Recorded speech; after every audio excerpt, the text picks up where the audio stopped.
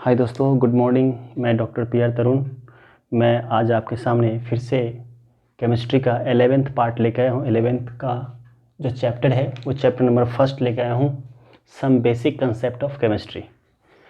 चलिए, तो इस चैप्टर को हम बारी बारी से इसके हर एक टॉपिक को पढ़ेंगे और इस टॉपिक के अंदर जितने सारे क्वेश्चंस हैं, न्यूमेरिकल प्रॉब्लम्स हैं, जहाँ भी होगा उसको हम अच्छी तरीके से करेंगे और हर एक कंसेप्ट को सीखेंगे। ठीक है, तो चलिए, मेरा फर्स्ट चैप्टर है 11th का some basic concept of chemistry. उसमें पढ़ना क्या क्या है आपको ज़रा हम उसकी बात कर लें। इसमें पढ़ना क्या क्या है, कंटेंट्स क्या है इस चैप्टर का। तो इसमें atoms, molecules, atomic mass unit AMU, average atomic mass जिसको आइसोटोपिक मास भी कहा करते हैं, ग्राम एटॉमिक मास और ग्राम एटम, मॉलिक्यूलर मास, उसके बाद ग्राम मॉलिक्यूलर मास और ग्राम मॉलिक्यूल, मोल कंसेप्ट। उसके बाद हम पढ़ेंगे स्टिकियोमेट्री। उसके बाद इसी में लिमिटिंग रिएजेंट, ये इसी का पार्ट है, लिमिटिंग रिएजेंट, इक्विवेलेंट वेट, उसके बाद ग्राम इक्विवेलेंट, और उसके बाद लॉ ऑफ इक्विवेलेंस पढ़ेंगे। फिर उसके बाद हम जो पढ़ेंगे वो determination of empirical and molecular formula, उसके बाद लास्ट में पढ़ेंगे हम लॉ ऑफ केमिकल कम्बिनेशन। इसमें 6 लॉ के बारे में पढ़ेंगे। पहला हमारा है law of conservation of mass, law of definite proportion, law of multiple proportion, Gay Lussac law of gases volume, उसके बाद एवोगैड्रोज लॉ और लॉ ऑफ रेसिप्रोकल प्रोपोर्शन। इस सभी टॉपिक को इस चैप्टर के अंदर हर एक टॉपिक को हम बारी बारी से पढ़ेंगे। और इसमें देखा जाए तो क्या कंपटीशन JEE और नीट के हिसाब से देखा जाए तो इसमें कौन कौन से टॉपिक हैं जो बहुत महत्वपूर्ण हैं। इसमें जो बहुत महत्वपूर्ण टॉपिक है इस चैप्टर के अंदर, उसको मैं स्टार लगा देते हैं। आप इसको पर्टिकुलरली ज़्यादा ध्यान रखेंगे। उसके बाद हम देखें तो इक्विवेलेंट वेट इनडायरेक्टली इम्पोर्टेंट है, ग्राम इक्विवेलेंट भी, और डिटर्मिनेशन ऑफ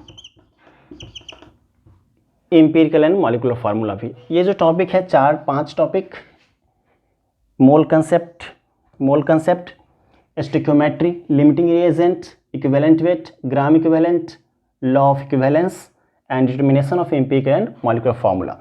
इस टॉपिक पे आप खास ध्यान देंगे और इसमें हम लोग क्वेश्चन मैक्सिमम करने की कोशिश करेंगे ताकि हमारा जो भी टफ इसका जो पार्ट है वो अच्छे से कवर अप हो जाए, हमें कंसेप्चुअल दिक्कतें नहीं आए। तो चलिए, हम बिना देर करे हुए एक एक टॉपिक के बारे में हम पढ़ते हैं। ओके, शुरू करते हैं।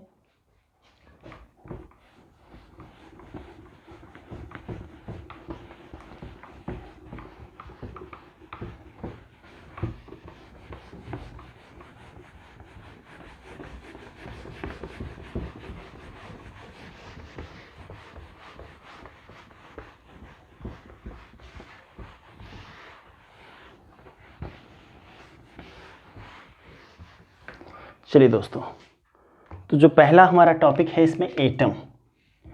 इसमें क्या पढ़ना है? एटम। सिंपली सी बात करेंगे हम कि एटम होता क्या आखिरकार। तो एटम है ना, डाल्टन के अकॉर्डिंग्स देखें, 1803 में जो डाल्टन ने दिया था उसके अकॉर्डिंग्स देखें तो किसी भी मैटर का जो सबसे स्मॉलेस्ट यूनिट होता है वो हमारा एटम होता है। किसी भी मैटर का जो सबसे स्मॉलेस्ट यूनिट होता है उसको हम एटम कहते हैं, जो इंडिविजिबल है। लेकिन ऐसी बात नहीं है, आप जानते हैं एटम को हम बहुत सब एटॉमिक पार्टिकल में बांट सकते हैं, जैसे इलेक्ट्रॉन, प्रोटॉन, न्यूट्रॉन, है ना, मेसॉन, बहुत तरह का होता है सब एटॉमिक पार्टिकल, उसमें बांट सकते हैं। तो चलिए हम डिफाइन करते हैं एटम को कि एटम क्या है। द स्मॉलेस्ट यूनिट है ये किसी भी मैटर के लिए, smallest fundamental unit,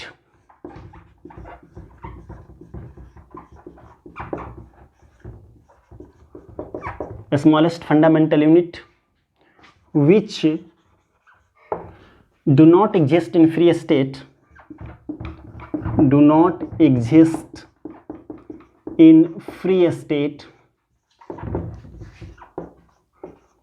but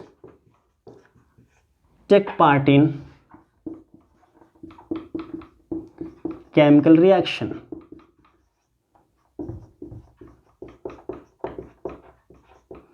but take part in chemical reaction. जरा इसको हम गौर से देखें, एटम क्या होता है, द स्मॉलेस्ट फंडामेंटल यूनिट, और पार्टिकल भी कह सकते हैं यहाँ पे, है ना, इसको पार्टिकल भी कह सकते हैं, यूनिट विच डज नॉट, ये which do not, which does not exist in free state but take part in chemical reaction. कहने का मतलब क्या है, पदार्थ का वह सूक्ष्मतम कण, पदार्थ का वह सूक्ष्मतम कण जो स्वतंत्र अवस्था में नहीं पाया जाता है, does not exist in free state, स्वतंत्र अवस्था में नहीं पाया जाता है, लेकिन but take part in chemical reaction, लेकिन रासायनिक अभिक्रिया में भाग लेता है, उसे क्या बोलते हैं, एटम बोलते हैं। सबसे छोटा इकाई है किसी भी मैटर का जो स्वतंत्र अवस्था में नहीं होता है लेकिन रासायनिक अभिक्रिया में वो भाग लेता है, उसे क्या बोलते हैं, एटम बोलते हैं। एग्जाम्पल के लिए आप देख सकते हैं, जैसे हमने कहा hydrogen atom,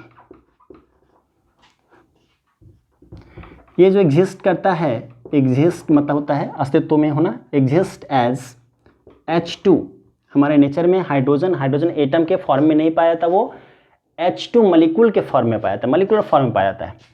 oxygen atom, this one is O for oxygen, ये भी जो है एग्जिस्ट एज O2।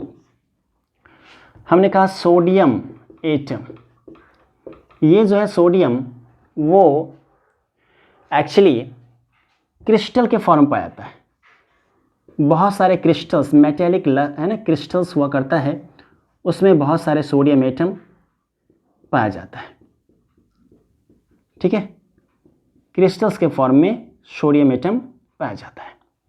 और बहुत सारा एग्जाम्पल हो सकता है यहाँ पे, ठीक है। चलिए इसको नोट डाउन करिए फटाफट, आगे हम चलिए दोस्तों आगे हम बात करें। अब हम आते हैं मॉलिक्यूल पे। एटम को हम लोगों ने समझ लिया, है ना। अच्छा, आपके मन में ये हो रहा होगा एक सवाल कि सर ये हाइड्रोजन एटम H2 के फॉर्म में क्यों पाया जाता है, या ऑक्सीजन एटम O2 के फॉर्म में क्यों पाया जाता है, सिर्फ H के फॉर्म में क्यों नहीं पाया जाता। तो चलिए इसका भी जवाब हम आपको देते हैं।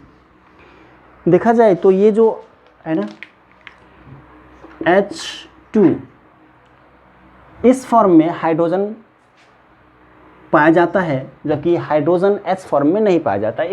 इसके पीछे की वजह है stability.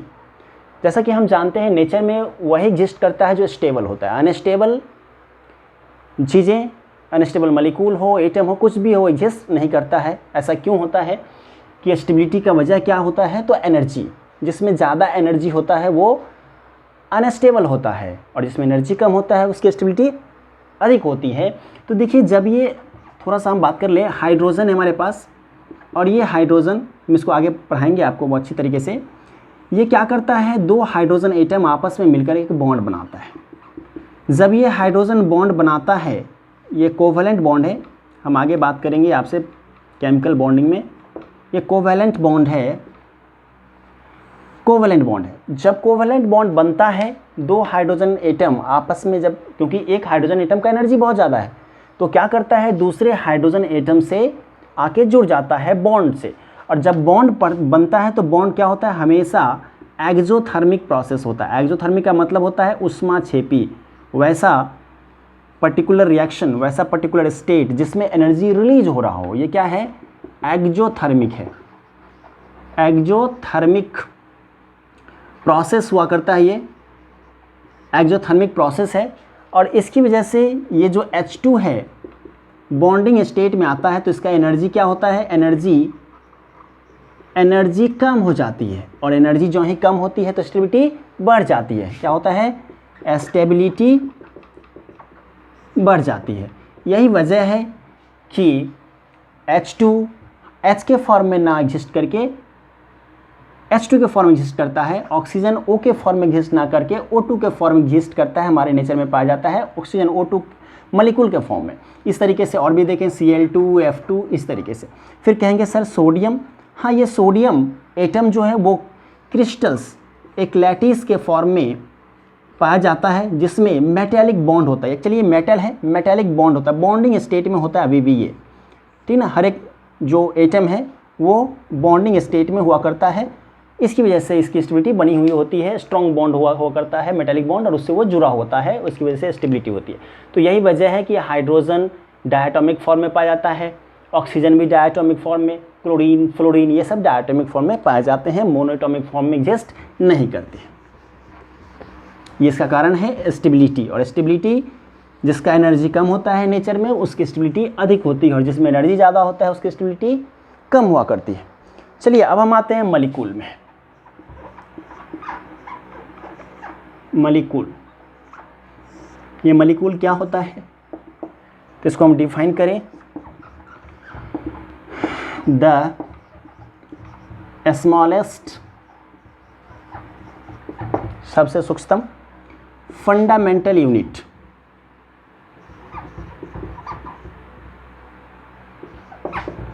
fundamental unit in which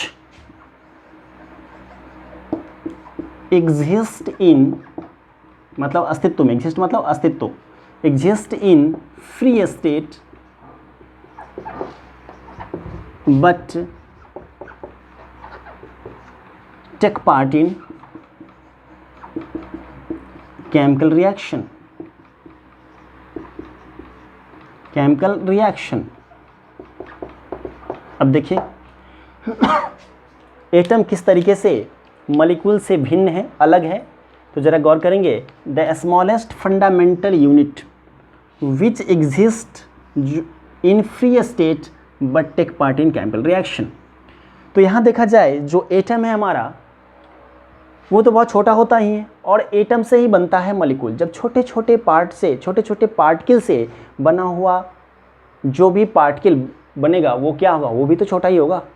तो स्मॉलेस्ट फंडामेंटल इसलिए हम लिखा यूनिट मॉलिक्यूल के बारे में भी, जो स्वतंत्र अवस्था में पाया जाता है, विच एग्जिस्ट इन फ्री स्टेट, जो स्वतंत्र अवस्था में पाया जाता है, बट लेकिन ये रासायनिक अभिक्रिया में भी भाग लेता है, but take part in chemical reaction, है ना। इसको हम क्या बोलते हैं, इसको हम लोग मॉलिक्यूल बोलते हैं। जैसे एग्जाम्पल्स करें हम, इसका एग्जाम्पल के जरिए समझें। जैसे हमने कहा H2, ठीक है, या पहले हम एक ही तरह की बात करें, होमो एटॉमिक मॉलिक्यूल, जिसमें एक ही तरह के एटम होंगे उसको हम क्या बोलेंगे, होमो एटॉमिक मॉलिक्यूल, जिसमें होमो एटॉमिक मॉलिक्यूल। जैसे देखा जाए हमने बात किया यहाँ पे नियन, हीलियम भी कह सकते हैं, हमने कहा H2, O2, और आगे बढ़ें O3 ओजोन, फास्फोरस का P4, सल्फर का एसिड, ठीक है। इस दोनों को देखें तो ये एक एक एटम में एग्जिस्ट करता है, इनर्ट गैस होता है ये, तो ये है मोनो एटॉमिक फॉर्म में, ये इसी फॉर्म में स्टेबल होता है, मोनो एटॉमिक फॉर्म। ये देखा जाए यहाँ पे और लिख लीजिए Cl2, F2, तो ये सब दो दो एटम आपस में जुड़ गया है बॉन्ड के जरिए, ठीक है। तो यहाँ पे ये है डायटोमिक मॉलिक्यूल। ये कैसा है, डायटोमिक फॉर्म है, और ये डायटोमिक मॉलिक्यूल है, डायटोमिक मॉलिक्यूल। और दीज आर द, एक से ज़्यादा है तो पॉलीएटॉमिक, पॉलीएटॉमिक मॉलिक्यूल, ये पॉलीएटॉमिक मॉलिक्यूल है। इस तरीके से हम समझ सकते हैं बातों को। ये मोनो एटॉमिक फॉर्म के रूप में पाया जाता है, और ये सब मॉलिक्यूलर फॉर्म में है, these are the molecular form. तो ये डायटोमिक मॉलिक्यूल के फॉर्म में है, H2O2, Cl2, F2, और ये पॉलीएटॉमिक, एक से ज़्यादा एटम है, दो या दो से अधिक एटम वाले को पॉली मीन्स मेनी एटम साथ में है। तो O3 ओजोन हमारा, ये फास्फोरस, ये सल्फर, है ना। इसमें एसिड ऑर्थोरोम्बिक फॉर्म होता है, क्राउन लाइक स्ट्रक्चर होता है इसका। चलिए हम आगे बढ़ते हैं। ऑर्थोरोम्बिक S6 भी होता है, क्राउन लाइक स्ट्रक्चर S6 वाला।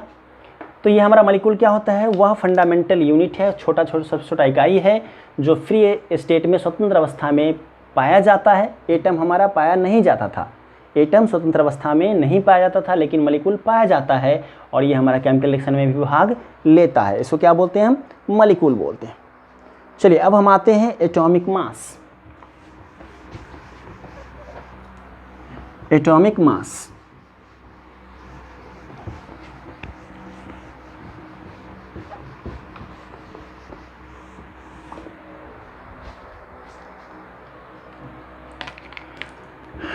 Atomic mass, atomic mass M से नोट करते हैं इसको भी, एटॉमिक मास को। अब एटॉमिक मास क्या होता है? एक्चुअली ये जो टर्म है हमारा एटॉमिक मास, वो कंपेयर किया हुआ होता है। कैसे? जैसे मान लीजिए कि आप सब्जी खरीदने गए, सब्जी खरीदने जाते हैं तो क्या होता है, सब्जी वाला जो रहता है उसको बोलते हैं सब्जी दो। वो क्या करता है, एक फिजिकल बैलेंस तराजू जिसको बोलते हैं आप, फिजिकल बैलेंस तराजू, एक तरफ क्या करता है वो बाट रखता है 1 kg का, और एक तरफ सब्जी है ना, वेजिटेबल, वो चढ़ाता है। तो क्या होता है, जब तक ये बैलेंस हो जाता है तब समझता है वो 1 kg हो गया। उसी तरीके से हम एटम के मास को भी कंपेयर करता है। ये जो बाट है हमारा, वो क्या होता है यहाँ पे एटॉमिक मास को मेज़र करने के लिए, जैसे कार्बन है ये C12 एक आइसोटोप होता है। आइसोटोप मतलब समस्थानिक, हम आगे पढ़ेंगे कि आइसोटोप क्या होता है, आइसोबार, आइसोटोप, बहुत तरह का आइसो फैमिली पढ़ेंगे। तो उसमें ये जो C12 है कार्बन का, ये जो आइसोटोप है उसको क्या करते हैं, मान लीजिए कि ये कार्बन 12 का एक इतना बड़ा सा टुकड़ा है, मान लेते हैं, जस्ट इमेजिन, और इसको क्या करते हैं, इसको 12 भाग कर देते हैं, इसको 12 पार्ट कर दिया, 1 2 3 4 5 6 7 8 9 10 11 12 पार्ट कर लिया। अब क्या करते हैं कि इसमें से एक भाग निकाल लेते हैं। ये 1/12 ऑफ कार्बन 12 आइसोटोप है ना, 1/12 by weight of carbon 12 isotope. ये क्या है हमारा, कार्बन 12 के, एक कार्बन 12 के एटम का 12वां भाग है। अब ये हमारा यहाँ पे होता है वाट, है ना, यहाँ जो वेट है हमारा वो क्या है, 1/12 है। इसी से हम क्या करते हैं, कंपेयर करते हैं। यहाँ 1/12 रख दिया कार्बन का, कार्बन 12 का, और इधर हम एटम रखते जाते हैं। मान लें कि हाइड्रोजन रखते हैं, तो हाइड्रोजन का जब हम 1.008 पार्ट रखा तो जाके ये बैलेंस हो गया। तो हमने कह दिया क्या कि हाइड्रोजन का जो एटॉमिक मास है कितना है, वो 1.008 है फॉर हाइड्रोजन, है ना। इस तरीके से हमने जब ऑक्सीजन रखा तो ठीक इसमें देखा क्या कि 16.000 इतना हमने जब रखा तो ये बैलेंस हो गया। इसका मतलब है कि एटॉमिक जो मास हुआ करता है, गौर से समझेंगे बातों को, जो एटॉमिक मास है वो कार्बन 12 जो आइसोटोप है इसके 12वें भाग से कंपेयर किया हुआ मास है ना। या ऐसे कह सकते हैं कि ये जो कोई भी एटम का एटॉमिक मास वह होता है जो यह हमें बताता है कि वह कार्बन 12 के 12वें भाग से कितना गुना भारी है। कार्बन 12 के 12वें भाग से कितना गुना भारी है कोई एटम, वह क्या कहलाता है, हमारा एटॉमिक मास कहलाता है। चलिए इस बात को हम डिफाइन करें, इस बात को हम डिफाइन करते हैं, डिफिनेशंस में लिखते हैं।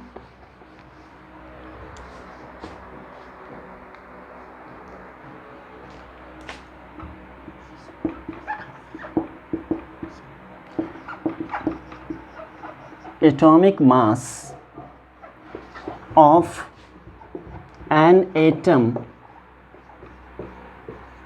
can be defined as, अच्छा 1 गुना 2 गुना 3 गुना 4 गुना ये सब क्या है, नंबर है ना। हम बोलेंगे 5 गुना भारी है, मतलब 5 क्या है यहाँ पे, न्यूमेरिकल वैल्यू है, नंबर है, ठीक ना। तो हम इसको लिखेंगे atomic mass of an element can be defined as the number which indicates, क्या लिखेंगे, the number which indicates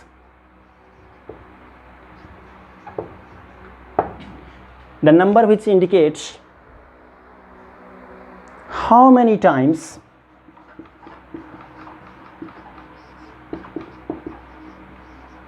how many times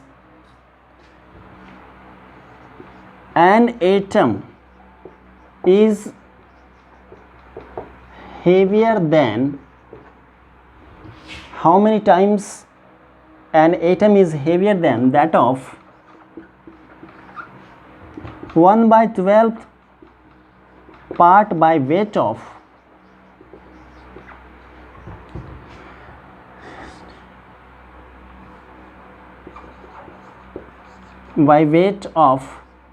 carbon 12 isotope. Carbon 12 के आइसोटोप के 1/12वां भाग से कोई एटम कितना गुना भारी है, उसी का क्या कहते हैं हम?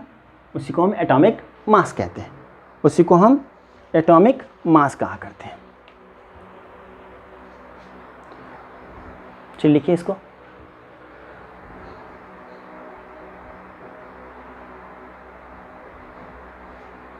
चलिए, तो एटॉमिक मास बराबर क्या हो जाएगा यहाँ से? Atomic mass of an element can be defined as, किस तरह डिफाइन करते हैं? द नंबर विच इंडिकेट्स, एक नंबर, एक संख्या है जो हमें बताता है, इंगित करता है, हाउ मेनी टाइम्स, कितना गुना, एन एटम, एक एटम कितना गुना, इज हेवियर, भारी है, देन दैट ऑफ, की तुलना में, किसके तुलना में? 1/12 1/12 part by weight of carbon 12 isotope. Carbon 12 का जो आइसोटोप है उससे एक एटम कितना गुना भारी है, यही क्या बताता है हमें? एटॉमिक मास बताता है। तो एटॉमिक मास जो है, एटॉमिक मास m, ये क्या है? तो मास of an element, mass of an atom of element बटे 1/12 into mass of carbon 12 isotope. तो ये हमारा डिफिनेशन से ये चीज़ समझ में आ रही है कि एटॉमिक मास क्या होगा? मास of an atom of element बटे 1/12 मास ऑफ कार्बन आइसोटोप। चलिए इसको नोट करिए, इसको नोट करिए, आगे बढ़ते हैं।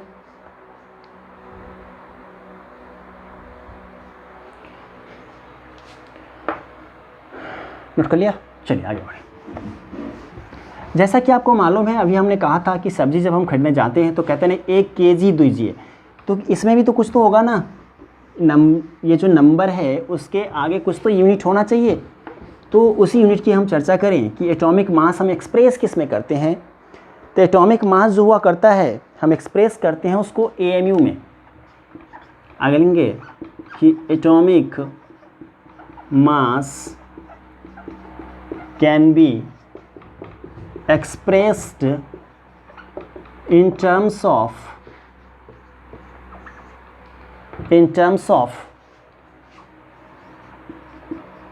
atomic mass unit, इसको शॉर्ट में बोलते हैं AMU, एटॉमिक मास यूनिट। इस यूनिट में हम इसको मेजर करा करते हैं। जैसे अभी हमने कहा हाइड्रोजन, हाइड्रोजन एटम है ये, तो इसका जो एटॉमिक मास होगा, एटॉमिक मास वो क्या है हमारा? 1.008। ज़रूरी नहीं है कि आप 1.00 याद रखें, आप सिर्फ 1 ही याद रखें, ये काफ़ी है। नाइट्रोजन है, एटम है, तो इसका जो एटॉमिक मास होगा कितना होगा? वो 14। ऑक्सीजन है, राउंड फिगर में ज़्यादा अच्छा होगा, याद रखें आप। एटम है, इसका कितना होगा? 16। इस तरीके से हम बात करें, क्लोरीन है ना, क्लोरीन को छोड़िए। तो ये देखा जाए ये क्या है, थोड़ा सा और बहुत सारा हो सकता है, आपको बाद में लिस्ट बता देंगे। तो यहाँ देखा जाए हाइड्रोजन एटम है तो 1.008 है, नाइट्रोजन है 14 है, ऑक्सीजन है 16 है। ये सब क्या है? ये सब AMU में है। किस में है? AMU। अच्छा, ये AMU क्या है? ये रिलेटिव टर्म है। ये क्या है? एटॉमिक मास क्या है? ये एक रिलेटिव टर्म है, तुलनात्मक रिलेटिव टर्म है। तुलना किया हुआ मास है, ये एक्चुअल मास नहीं है एटम का, ये हाइड्रोजन का एक्चुअल मास नहीं, वास्तविक वैल्यू नहीं, एब्सोल्यूट वैल्यू नहीं है। ये क्या है? ये रिलेटिव वैल्यू, तुलना किया हुआ है। किससे तुलना किया हुआ है? फिर से याद करें, किससे तुलना किया हुआ है? तो ये कार्बन 12 के 12वें भाग से, कार्बन 12 के 1/12 पार्ट बाय मास जो है, कार्बन 12 का जितना मास है उसके 12वें भाग से ये तुलना किया हुआ मास है इस एटम का, इसलिए इसको बोलते हैं रिलेटिव। ये एब्सोल्यूट मास नहीं है, या मास या वेट कह लें केमिस्ट्री में, है ना। आप जानते हैं फिजिक्स में मास बहुत अलग होता है, वेट बहुत अलग होता है। वेट फोर्स होता है केमिस्ट्री में, मास एक्चुअल अमाउंट ऑफ मटेरियल होता है इन ए बॉडी, है ना। तो बहुत सारा डिफरेंस है वहाँ, लेकिन हम केमिस्ट्री में एक ही मान के चलते हैं हम लोग।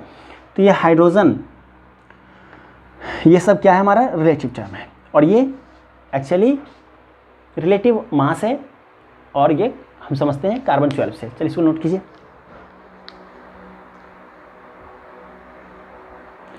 चलिए अब हम आते हैं जरा सा, अच्छा आप पीटी में जो देखते हैं मास, ये सब पीटी में ऐसे ही मास लिखा होता है, periodic table, PT means periodic table में वो सब क्या है, सब के सब रिलेटिव मास लिखा हुआ होता है, वो एक्चुअल मास पीरियोडिक टेबल में नहीं लिखा होता है। चलिए हम जरा सा एएमयू को देख लेते हैं कि एएमयू हमारा क्या होता है। एएमयू क्या होता है, जरा हम इसको देखें और चीज़ों को समझें आगे।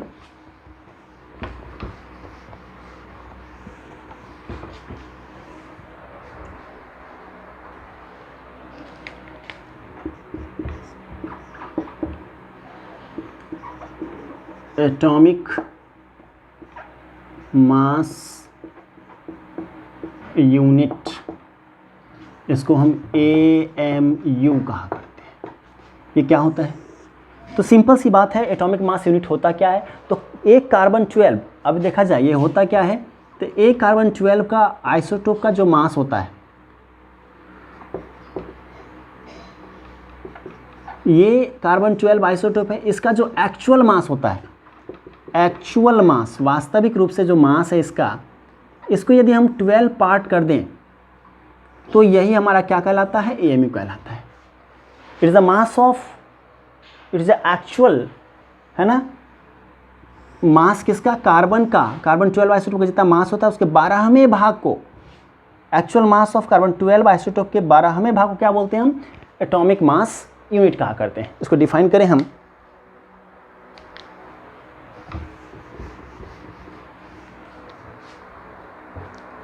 डिफाइन करें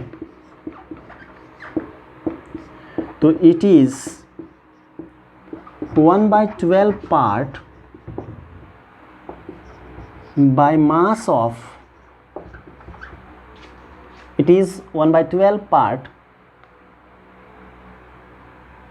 बाय मास ऑफ, बाय, है ना, 12 part of actual mass, actual mass of, it is 1/12 part of actual mass of carbon 12 isotope, short कर दिया, छोटा कर दिया, आइसोटोप। कार्बन 12 के का जो आइसोटोप है हमारा, कार्बन 12 आइसोटोप जो है समस्थानिक है, उसके 12वें भाग को हम क्या बोलते हैं, उसके एक्चुअल मास के 12वें भाग को क्या बोलते हैं, एएमयू।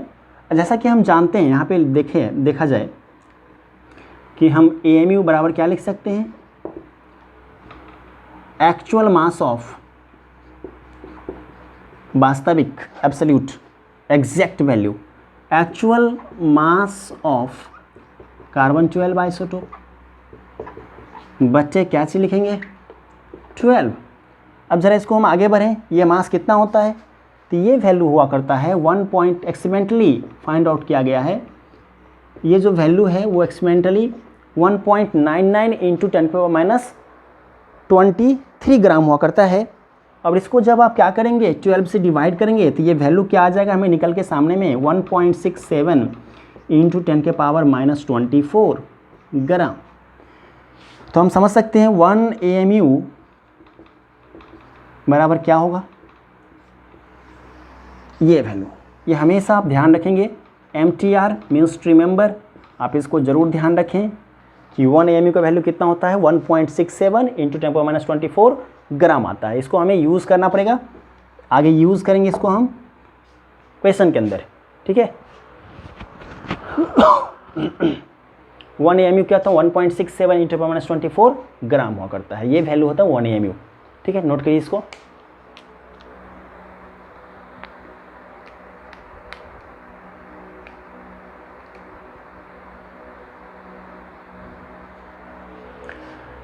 मिटाएं इसको।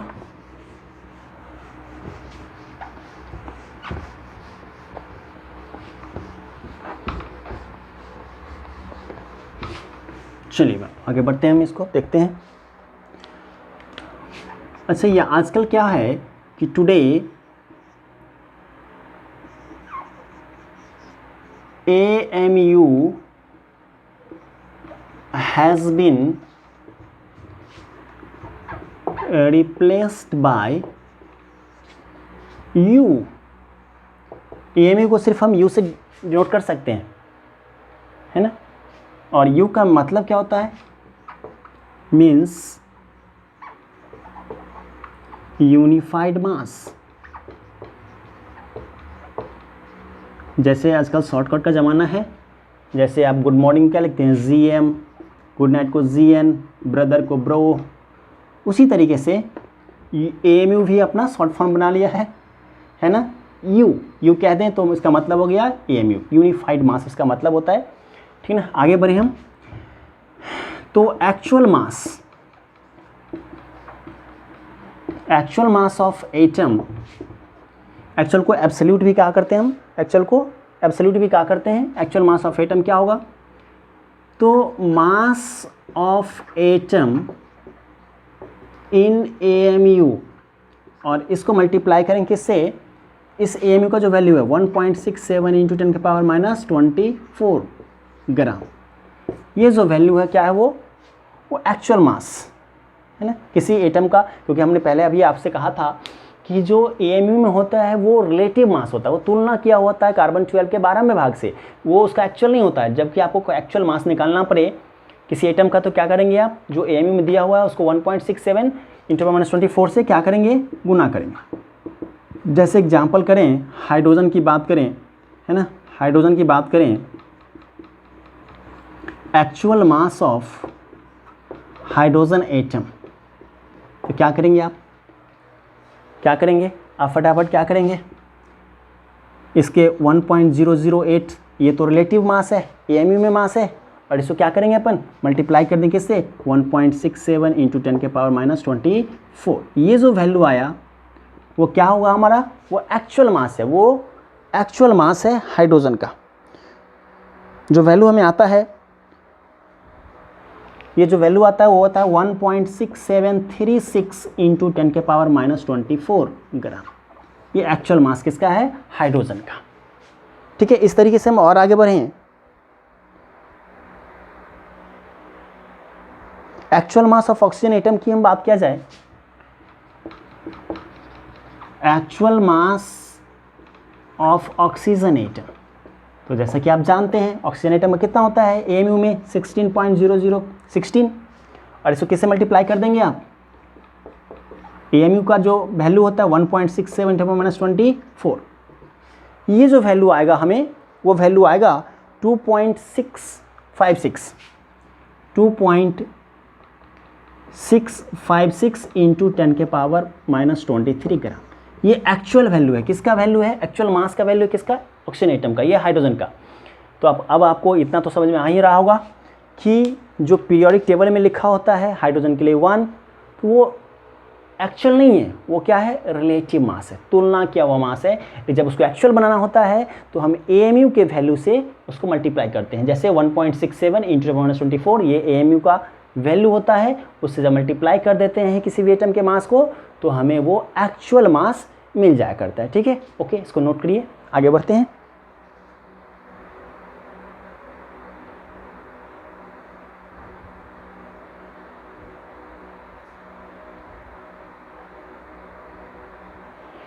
चलिए, नोट कर लिया।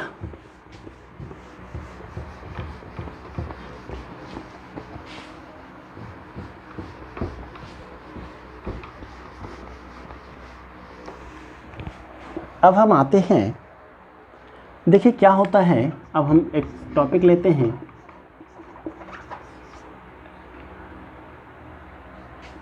एवरेज एटॉमिक मास, या इसको हम आइसोटोपिक मास भी कहा करते हैं। एवरेज एटॉमिक मास और आइसोटोपिक मास क्या हुआ करता है, जरा हम समझे बातों को। अच्छा, इसकी जरूरत क्यों पड़ी हमें एवरेज, जैसे कि हम एवरेज को क्या समझते हैं कि एवरेज निकालना होता है। जैसे मान लीजिए कि क्लास में बच्चे बैठे हुए हैं और इनके हाइट का एवरेज निकालना है। तो कैसे निकालेंगे, जितने सारे बच्चे का हाइट है सबको जोड़ देंगे और जितने नंबर में हैं उनको उससे डिवाइड कर देंगे, तो क्या मिल जाएगा, एवरेज हाइट मिल जाएगा। तो एवरेज जब भी हम बात करते हैं तो जितना होता है जिसके बारे में एवरेज निकाला जाता है उसको सबको उसका वैल्यू जोड़ते हैं और उसके नंबर से डिवाइड कर देते हैं, तो क्या मिल जाता है, हमें एवरेज मिल जाता है। और एवरेज की आवश्यकता कब पड़ती है, जब हमें ये जानना हो कि ओवरऑल रेंज क्या है किसी भी चीज़ का, किसी भी फिजिकल क्वांटिटी का, भौतिक राशि का एक रेंज के बारे में हम जब जानते हैं तो उसी को हम एवरेज, तो ये तब जरूरत पड़ता है जब एक ही चीज़ें एक से ज़्यादा फॉर्म में पाया जाता हो। जैसे कार्बन की भी बात हमने किया था, इसी की बात करते थे। हमारे नेचर में 3 फॉर्म में पाया जाता है। C6 एटॉमिक नंबर है, ये परमाणु संख्या है, और ये 12, ये 13, ये 14 ये रेडियो एक्टिव होता है। तो ये देखिए, अब जैसा कि आप जानते हैं ये मास ऊपर वाला में, ये मास है हमारा एटम का, ये मास है, एटॉमिक मास है, परमाणु भार है, और ये एटॉमिक नंबर है, परमाणु संख्या।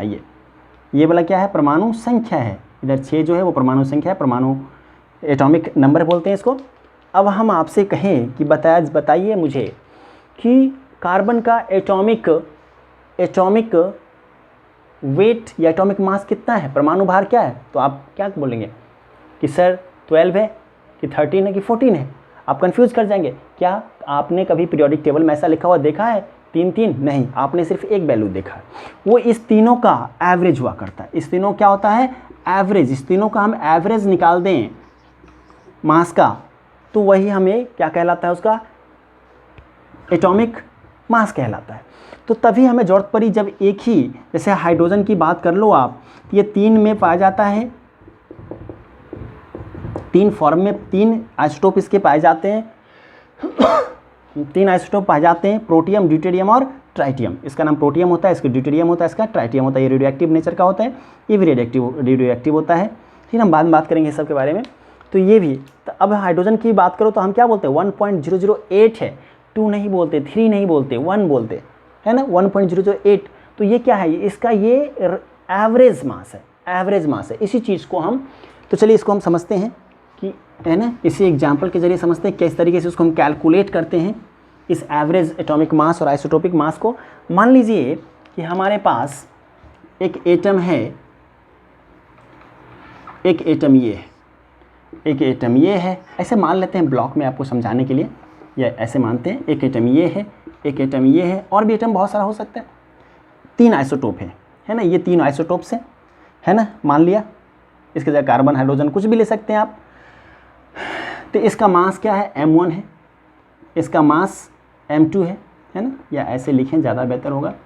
इसका जो मास है वो क्या है, ये m1 है, इसका मास m2 है, इसका मास m3 है, ये मास है। और इसका जो परसेंटेज अबंडेंस है, जो हमारे प्रकृति में पाए जाने की प्रचुरता है, मात्रा है, वो क्या है, P1 है, ये P2 है, ये P3 है। ठीक है, तो यहाँ पे जो M1 M2 है, here M1 M2 and M3 are the masses of atoms of atom। और यहाँ जो P1 P2 P3 है, P1 P2 and P3 है, P1 P2 P3 है, वो क्या है, वो है अबंडेंस, अबंडेंस, या है ना, परसेंटेज भी कह सकते हैं।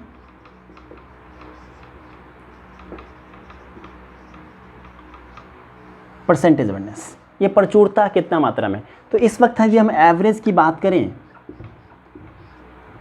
एवरेज की बात करें, एवरेज को अपन ऐसे भी लिखते हैं, है ना, एवरेज एटॉमिक मास। तो क्या करते हैं, एक फार्मूला हम इसका बनाएं कि एवरेज एटॉमिक मास कैलकुलेट करने के लिए से क्या क्या चाहिए। तो जो आइसोटोप हमारे नेचर में हैं उसके 2 चीज़ चाहिए, उसका मास चाहिए और उसकी प्रचुरता कितना है, मतलब वो हमारे नेचर में कितनी मात्रा में पाया जाता है। तो M1 M2 M3 क्या हुआ, इस तीनों एटम का मासेस हुआ क्रमशः, रिस्पेक्टिवली M1 M2 M3, और इसी का जो परसेंटेज इसका P1 है, इसका P2 है, इसका P3 है। मान लेते हैं ये A है हमारा, ये मान लेते हैं कि ये जो एटम है वो A है, ये B है, यहाँ C है। तो 3 एटम हमारे पास है A B C, और इस A का मास M1, B का मास M2, C का मास M3, और A की जो पाए जाने की जो संभावना है हमारे नेचर में या पाया जाता है वो क्या है, P1 है, ये P2 है और ये P3 है। तो उस वक्त हम एवरेज कैसे निकालते हैं, ज़रा हम उसकी बात करें। तो एवरेज निकालने के लिए, एवरेज एटॉमिक मास निकालने के लिए हम क्या करते हैं, जो M1 है उसको मल्टीप्लाई करते हैं इसके परसेंटेज से, इसके परसेंटेज अबंडेंस से, जो हमारे नेचर में पाया जाता है प्रचुरता, उससे M1 P1, और फिर M2 उसी तरीके से P2, और फिर M3 P3, और सबको डिवाइड करते हैं टोटल अबंडेंस से, P1 plus P2 plus P3। ये हमारा एवरेज एटॉमिक मास का फार्मूला हो गया। ये हमारा एवरेज एटॉमिक मास का फार्मूला हो गया, है ना। ये आइसोटोप्स है, percentage abundance of isotopes. Simple सा फार्मूला है, इसको ध्यान रखें, है ना। फिर से एक बार समझ लें कि एवरेज एटॉमिक मास या आइसोटोपिक मास किसको कहते हैं, जब एक ही एलिमेंट है ना 3 अलग अलग फॉर्म में पाया जाता हो, है ना। ये क्या है, हमारा एक ही एलिमेंट है, उसका 3 अलग अलग फॉर्म है, ABC फॉर्म है। ये हमारा एक ही एटम है, ये हमारा एटम है, और ये एटम 3 अलग अलग फॉर्म में, या 3 से अधिक, या 2 या 5, जितना भी पाया जाता है उससे फ़र्क नहीं पड़ता। एक ही एटम जब अलग अलग फॉर्म में प्रकृति में पाया जाता है, जिसका मास अलग अलग होता है ना, जिसका मास अलग अलग होता है, और पाए जाने की जो संभावना है ना, उसको क्या बोलते हैं, वो भी अलग अलग है ना। तो ये जो इसको आइसोटोप कहते हैं, जब एक ही एलिमेंट जिसका मास अलग अलग हो और एटॉमिक नंबर सेम हो तो उसको क्या बोलते हैं, आइसोटोप। और ये जो आइसोटोप है उसका पाए जाने की संभावना अलग अलग। एग्जाम्पल के लिए अभी हमने बात किया था कार्बन 12, कार्बन 13, कार्बन 14, इस तरीके से हाइड्रोजन 1 2 3, मतलब प्रोटियम ड्यूटेरियम ट्राइटियम। तो इसी तरीके से इसका मास, एवरेज मास हम कैसे निकालेंगे, तो average mass, this one is the average mass. तो जितना उसका मास होगा और पाए जाने की संभावना, परसेंटेज अबंडेंस होगा, उसको मल्टीप्लाई करेंगे M1 P1 एवरेज मास, ये हमारा है M1 P1 plus M2 P2, M2 P2 plus M3 P3, और जितना P1 प्लस P2 जितना अबंडेंस होगा वो उसको हम डिवाइड करेंगे। ये P1 प्लस P2 या प्लस P3, जब भी आप देखेंगे ये सबका सम हमेशा 100 ही होगा। नीचे में जब आप गौर करेंगे कि परसेंटेज अबंडेंस की बात किया जाए तो क्या होगा, वो हमेशा 100 ही होगा। सब आपको जोड़ेंगे तो 100 ही आएगा, ठीक है। तो चलिए इस पर एक छोटा सा क्वेश्चन कर लेते हैं ताकि और हमारा कंसेप्ट क्लियर हो जाए, ठीक है। इसको नोट करिए, मिटाएंगे।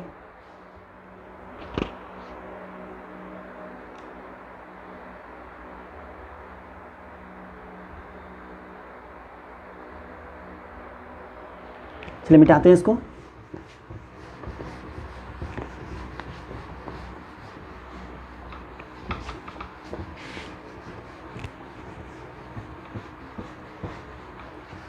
क्वेश्चन है हमारे पास एक,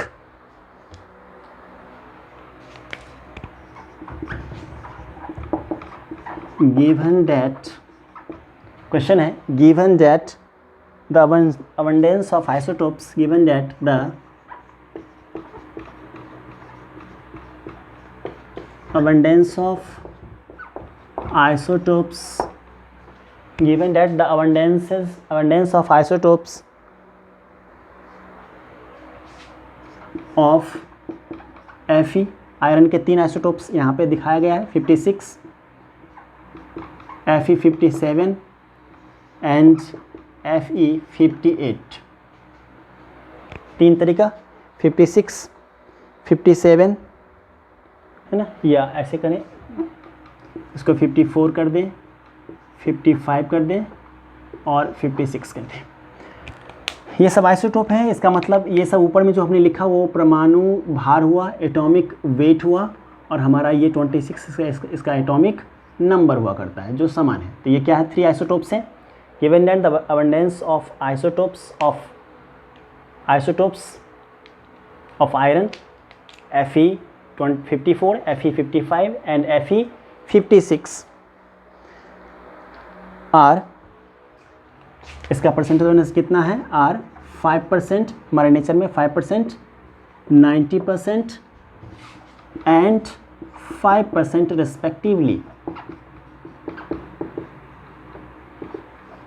देखिए ये जो आयरन के 3 आइसोटोप हैं 54, 55 एंड 56, इसका जो परसेंटेज अबंडेंस है, प्रचुरता है हमारे नेचर में, वो 5% है। किसका? इसका 90% है इसका, और 56 वाले का 5% है। ठीक ना? तो calculate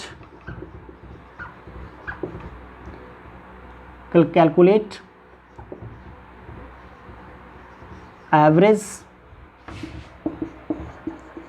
atomic mass, average atomic mass. तो चलिए सॉल्व करते हैं इसको। चलिए आप थोड़ा सा ट्राई करके देखिए, अभी जो फॉर्मूला बताया उस पर।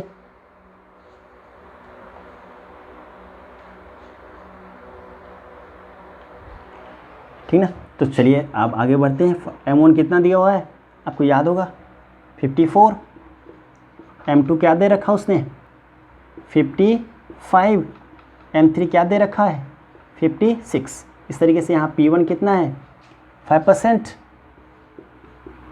P2 कितना है, 90%, P3 कितना है, 5%।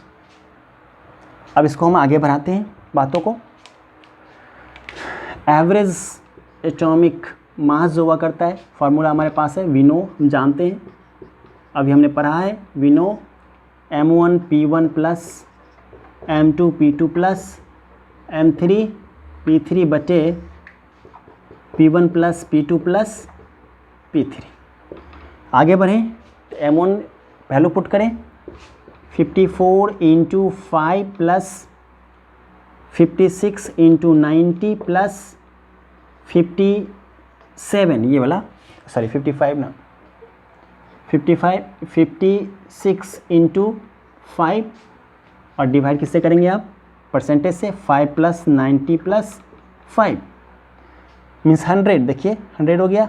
अब इस सबको जब सॉल्व करेंगे आप, तो जो वैल्यू आपका आएगा वो वैल्यू हम डायरेक्ट लिख देते हैं, 55.95 आएगा। आप सॉल्व करना है इसको, इसे मल्टीप्लाई करना, जोड़ना, इसको मल्टीप्लाई करना, जोड़ना, मल्टीप्लाई डिवाइड करना, तो ये कितना 55.95 ये वैल्यू आएगा। ये वैल्यू क्या है हमारा, एवरेज एटॉमिक मास आया। इस क्वेश्चन का आंसर कितना है, 55.95। चलिए नोट करिए इसको।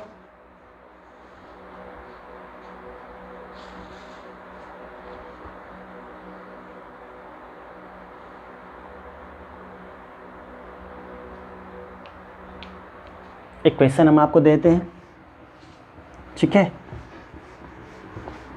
आप घर से करके इस क्वेश्चंस को लाएंगे। एक क्वेश्चन हम आपको देते हैं, है ना, आप सॉल्व करने की कोशिश करना। सॉल्व हो जाए तो अच्छी बात है, नहीं हो तो फिर हम बताएंगे। क्वेश्चन है हमारा जो आपके लिए होमवर्क है, oxygen occurs in the nature as a mixture of, question हमारा क्या है, oxygen occurs in the nature as a mixture of, oxygen occurs in the nature as a mixture of isotopes। Isotope का mixture कैसे किस form पर आता है, तो O16, O17 and O18 atomic number अभी भी समान है सबका, देखा जाए तो एटॉमिक नंबर इसका कितना है 8, इसका भी 8 और इसका भी 8। मास नंबर सबका चेंज है, तो ये क्या है, आइसोटोप्स हैं। Having atomic mass, having atomic mass, इसका एटॉमिक मास कितना है 15.999 U, U means AMU, unified mass, comma 16.999 U and 17.999 U respectively. क्रमशः इसका मास कितना है? 15.999 U है। ऑक्सीजन 17 का मास कहता है 16.999 U है, और ऑक्सीजन 18 का मास कितना है? 17.999 U है।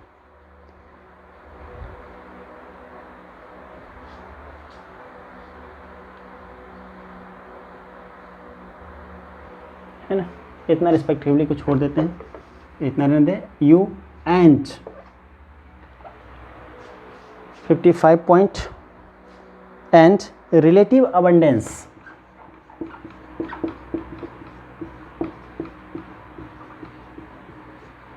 and the relative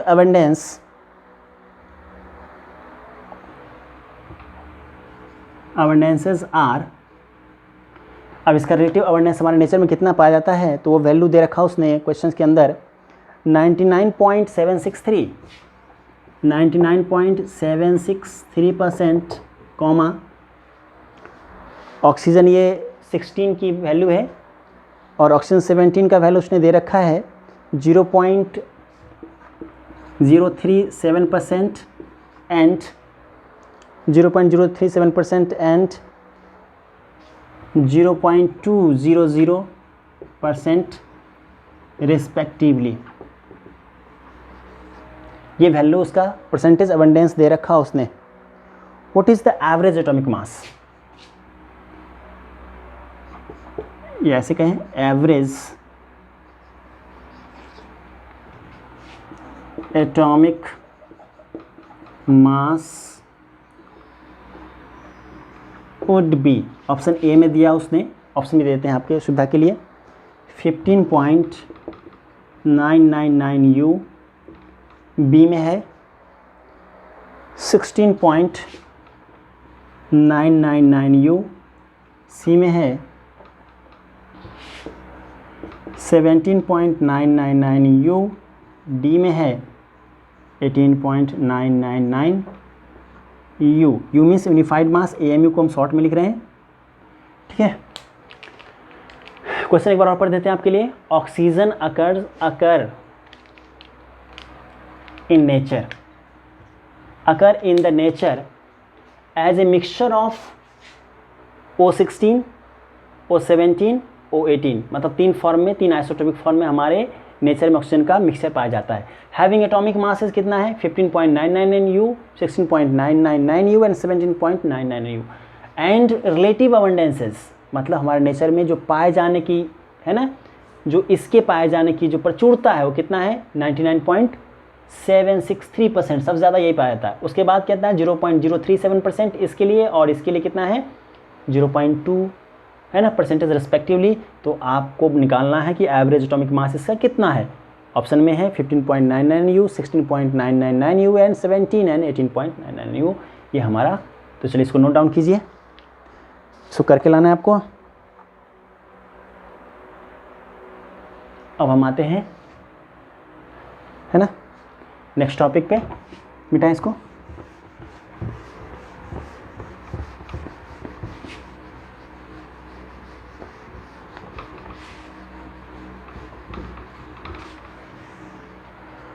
चलिए